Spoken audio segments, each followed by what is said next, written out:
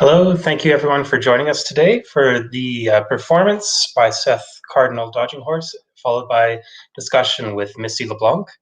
My name is Thomas Johnson. I'm the curator of performance and moving image at Dunlop Art Gallery and Artdale Film Theatre.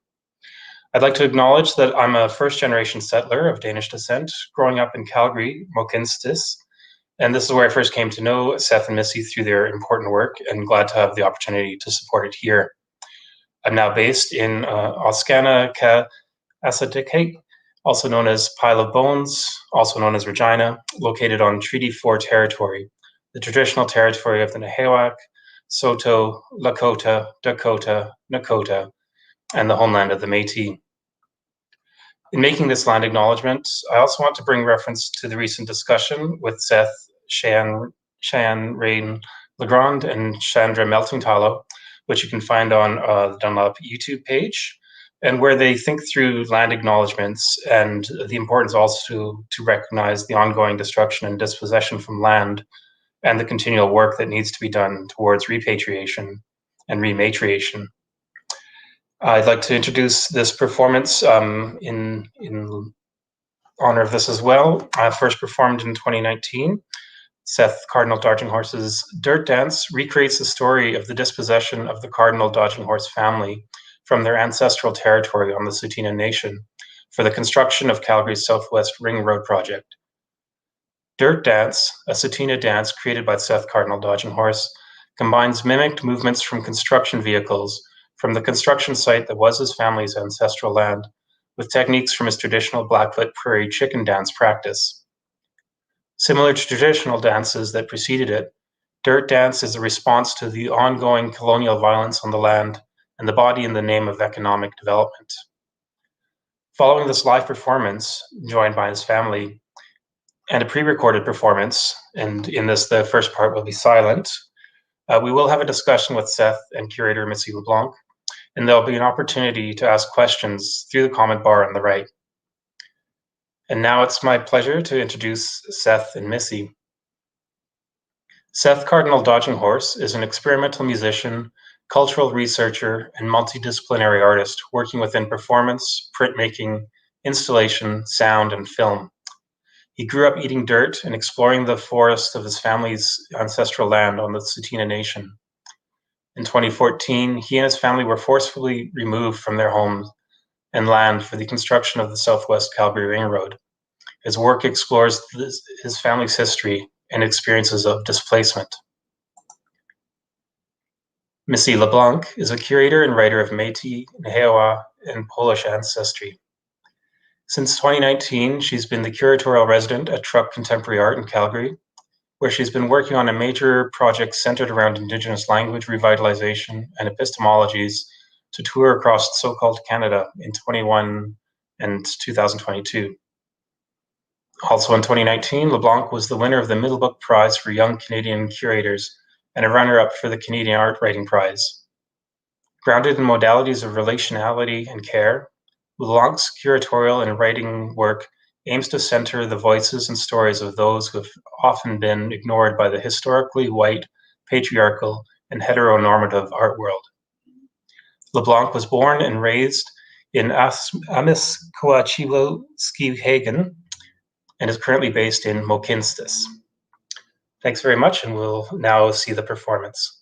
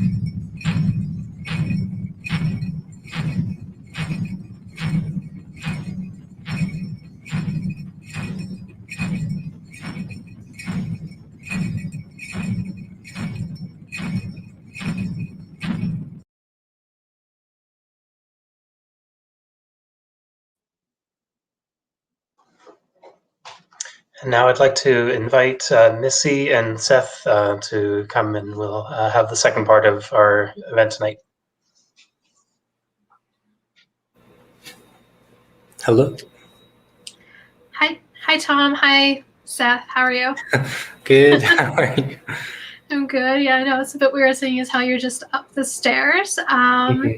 So first of all, I just want to say thank you for sharing your practice with us, as well as that performance. I know, having watched it previously, that it is a bit tender, and the story surrounding the conception of the performance of the dance is, very close to home for you.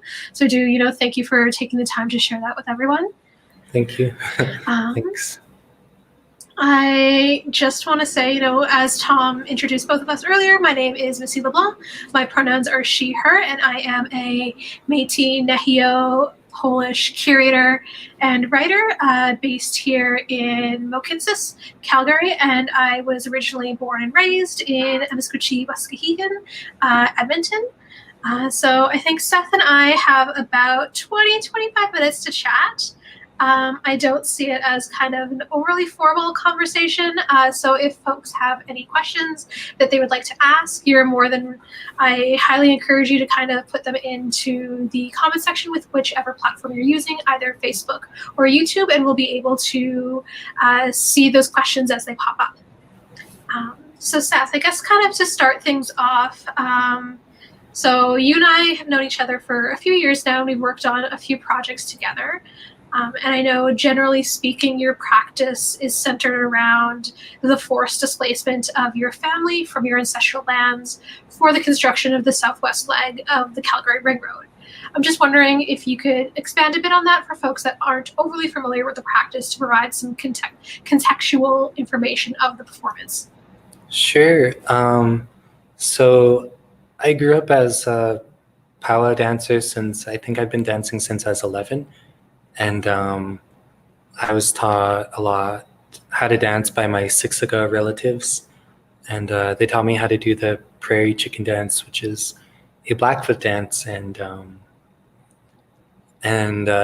learning the origin story of the dance and like the history of it, it's something that's been a part of my life since I was 11. And that was a very pivotal moment in my life because of like the effects of residential school and things. Like my mom and none of her siblings really got to experience cultural things. They were super into rodeo and that aspect of horse culture. But when it came to dancing, I know my Auntie Tanya, who was one of the performers here tonight, she got to have a bit more exposure to dancing and to beating and things like that. And so for this performance, I created it in my last year at ACAD, and one of my teachers, Curtis, really helped me find the confidence to become a performer. And I'd done some performances before, but I practiced doing this a lot with just him in the room and doing it and stuff. And he gave me a lot of tips on how to, like, you don't just walk into, if you're going to be outside the room, you don't just like walk in. You kind of want to indicate to people that the performance is going to start without having to be like, I'm here and everything. And as I was developing this performance, I was really inspired by like the origin of a lot of dances that I've learned about, First Nations dances, and like the prairie chicken, that involves imitating the prairie chicken, the bird, and their mating dance. And I was just thinking, I was at a point in time where for my family, we're trying to find a lot of ways to kind of find ceremony again and find a lot of different forms of like healing in our own culture and everything. And then I was thinking, the like activist part of my mind was thinking about how the Southwest Calgary Ring Road, this construction and noise is being built on top of my family's land, and Calgarians are super excited for it. They can't wait to drive on it. And I was just thinking, like, I think it's the time that a new dance was created that was responding to events going on and everything. And so I created this dance, and I wanted to make sure that there was like a differentiation between like the prairie chicken dance and this dance, because the prairie chicken dance is like a very important and like dance and everything and ceremony that like needs to be like kept safe in its own bubble. And so I wanted to create something that was in an entirely new bubble, and but kind of came from like informed by my own history and knowledge and experiences. And so I was just thinking like, I think it's time that something new was created. And so I started developing this performance, and there's how I learned a lot of the movements. Today was kind of different from the documentation that you saw. So usually with the documentation you saw, the movements that I do, they're all based off of me watching construction and watching the construction of the ring road and seeing how the trucks move and like the arms and stuff. And I was thinking a lot about how with dancing, the way I had been taught to dance in prairie chicken dance was that you don't do a lot of like very exaggerated movements that are very literal. So it's not like you like flap your wings and like peck your head and everything. Like it's a bit more abstract, but it's kind of like more of your intent and kind of the basic moves that are passed on. And so in my movements, I was making sure that they weren't like super cliched. Like I started like becoming like like those arms that dig up dirt and all that, but kind of embody those things in my own head and then find ways through different movements to kind of convey all of that stuff. And something I was taught in art school, I was kind of taught it, or teachers tried to teach me the way where, they wanted a lot of the work that I made as I was developing as an artist. They wanted me to make things so that, a settler audience and like my settler teachers could understand. And I know that there's a lot of stuff around making sure that it's accessible. Art is accessible, like knowledge-wise and like interpreting it, but also that it's accessible in the way where, if people don't get it, then it's bad. So I was thinking about things where like, actually, like I don't need to make it so that everything I do is understood by settlers, and it's okay if my teachers don't understand everything I'm doing, and that if settlers are watching this performance that they don't get it right away or they don't get it at all, that it's okay for me to take that ownership back. And so there are a lot of different things in there that I'm sure are open to interpretation from a lot of people. And I'm also like totally down to explain it to people and kind of walk people through things, but I'm also like okay if if the average Calgarian doesn't get it. But at the same time, I was also really focused on making sure that there was certain cues and certain things in past performances that Calgarians did get, and certain references that were specifically put in there so settlers would understand it, and kind of playing around with the settler gaze and all that stuff. And yeah, so it was a lot of like thinking and just going through natural movements, making it. Mm-hmm. Yeah, you kind of touched on this a few times, but in previous iterations of Dirt Dance, the participants in the performance were spectators, and they didn't really know that they were going to be taking a part in this performance. And it's alluding to the non-consensual displacement of your family from your ancestral land, and one can also kind of extrapolate further to similar experiences that Indigenous people have known since the advent of colonialism here on this land. And I know because of COVID, it's kind of had to change the intentions. And you mentioned earlier that your family is part of this performance, whereas previously they were not. As well as I know some of the music in the background, has changed this time compared to other iterations. I'm just wondering if you can kind of speak to some of the conceptual differences between the previous iterations of this performance, as well as, what has changed and why did that need to change because of your family's involvement as well as because of COVID and the kind of realities of the world that we're living in and not being able to gather? Sure. So when I got an email from Thomas about potentially doing this performance and everything, and I remember reading it, and then I replied yes, and then I kind of had a moment where I was like, now I got to do all this work to figure out how I'm going to do this, and it's the pandemic, and if I had participants, how do I do it safely? Who's my participants? Do I have participants at all?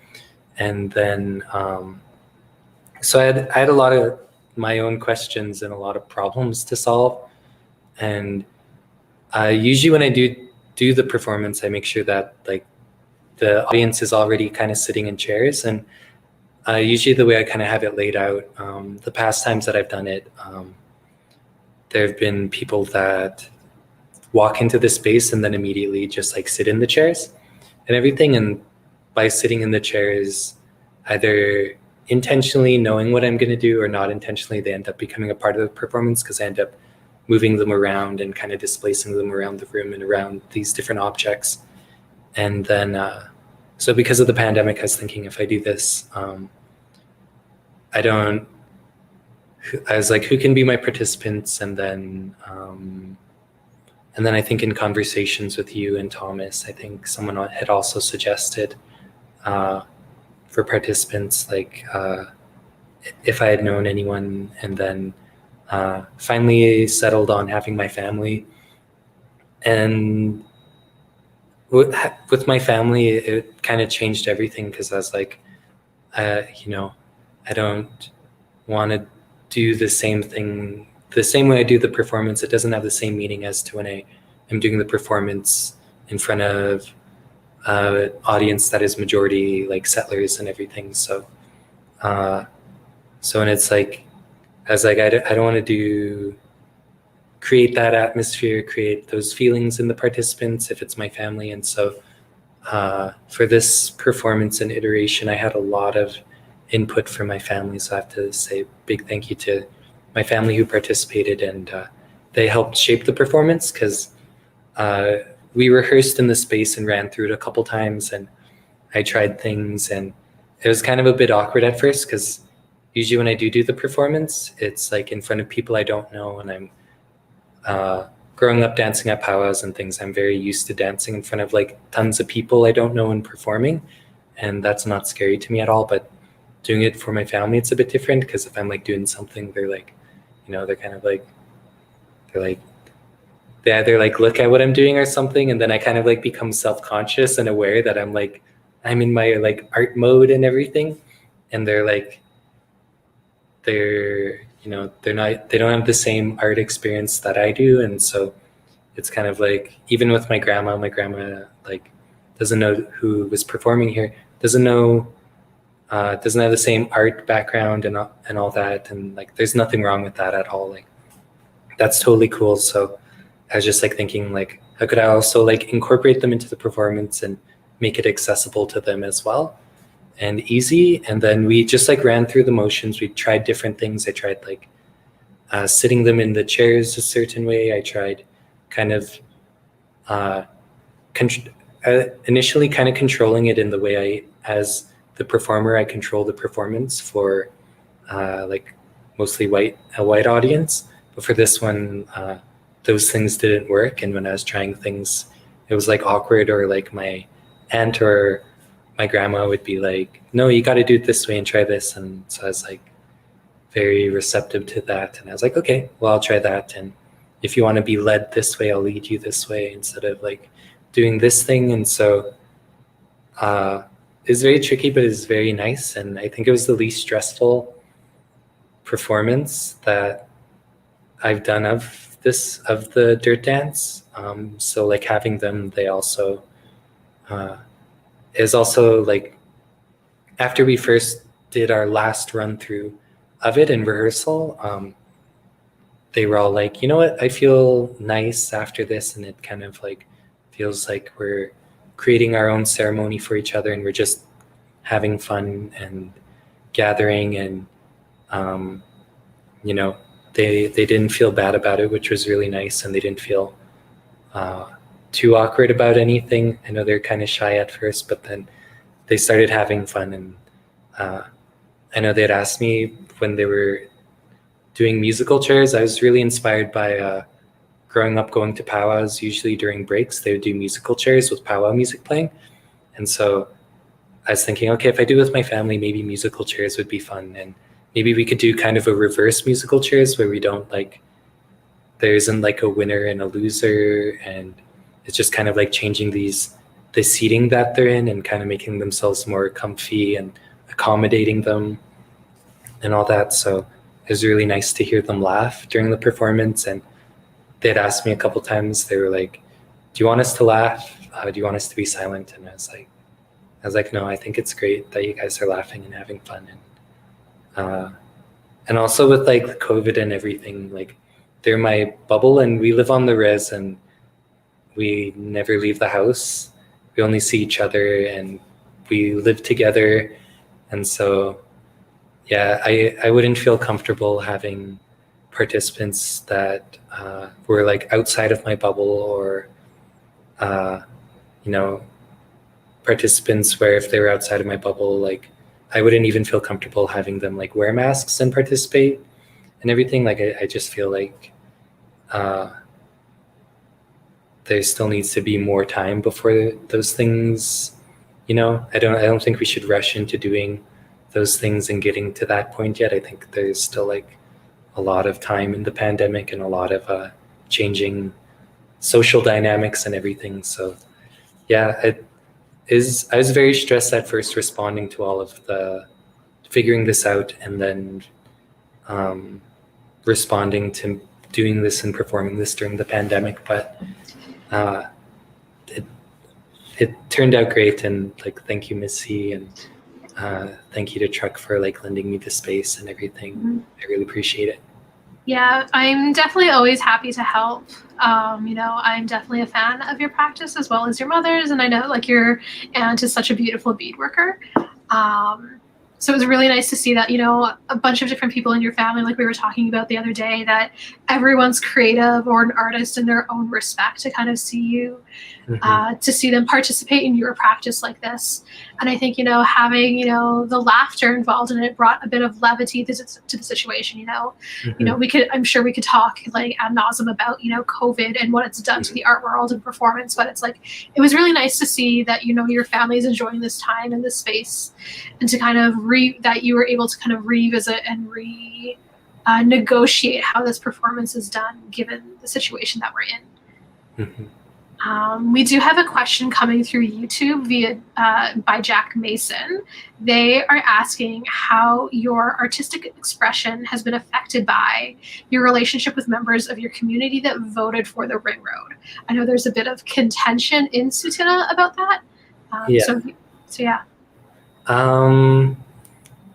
I think the opening of the Ring Road happened on October 1st, and before the opening of the Ring Road, I had invited people, even relatives from Tsuut'ina, and even elected officials to performances, but I don't think people felt comfortable, and they just didn't show up. And I would have like my art shown up in public spaces in Calgary, like talking about the Ring Road, showing the Ring Road and things, and I feel like people in the community just responded to it. I think they ignored it, or if they did see it, they just didn't respond to it. But then on October 1st, ended up doing a speech there at the opening, an impromptu speech that, I don't know, is weird because it kind of went viral. I think there's like a video on Twitter that had like 4 million views or something, but like after that, I think it was strange because then those same people that I did invite, and people were, I had family relatives that told me not to do anything else after my speech at the Ring Road, that were like, you know, you gotta like keep quiet now. You caused a huge ruckus and all that. And so there was that. There was some backlash in the community online. I tend to ignore those things. I feel like my mental health and everything, if I became obsessed with looking at all the comments and everything, I wouldn't be doing too well. But I had some friends and relatives that were actually like looking at the comments, and I was like, no, don't do it. But they were like looking through, and then they were noticing that there's actually quite a few people in the community that had voted for the ring road that were like commenting even on my own Facebook saying like, thank you for speaking up, Seth. And that's kind of like outside of my art practice, but it's related to my art practice in a way. But from that speech, I had people in the community that had been like, you know, it's time someone spoke up and everything. And they're also the same people that also wouldn't exactly be in the arts community and everything. So it's, you know, it's people that even if they, like even a lot of my relatives, if they are aware of my art or have seen my art, it's like, it's not their thing, which is okay. So that was like another way to reach out to people. But I think since then, I've had like a few people message me and say that they're proud of my art, or they like that I'm speaking up, and they like that my art is speaking up for those things. But yeah, thank you, Jack. So Sherry Knowles brought up kind of commenting on the sense of reclamation of removing the chairs and replacing them with these reupholstered chairs. I'm just wondering if you can talk a bit about the chairs and the blankets that your family members were holding. Like, I know who made them, but maybe if you can speak a little bit more about that for folks that don't. Sure. Hi, Sherry. So initially that wasn't my idea. That like I give credit to my mom and my grandma and them and Alex even, who was the DJ. Alex is the best. I don't know if you saw their hand pop in and turn the record player on and off, but yeah, that wasn't my initial idea. And then my mom and them all suggested that we bring in her chairs and try it out. So we brought them in one day to rehearsal and we tried using those chairs. And with the performance, everyone, because they are all related to my mom and they all love my mom and they know my mom's work. So they all felt comfortable sitting in her chairs and they felt relaxed and everything. So yeah, I have to like thank my family for that. And for the performance this time, they had like a lot of input and a lot of like great feedback, and that's definitely something that they felt more comfortable. They didn't really feel comfortable in the performance sitting in the chairs that were initially there, and then having them sitting them at the end. And then they were like, why don't we just like, when you're switching out the chairs or taking out the chairs, because originally I was like switching out just the black chairs, and then I wasn't really happy with how things were going, and then we tried switching out and then having those chairs come in, and everything just felt better and made sense. Mm-hmm.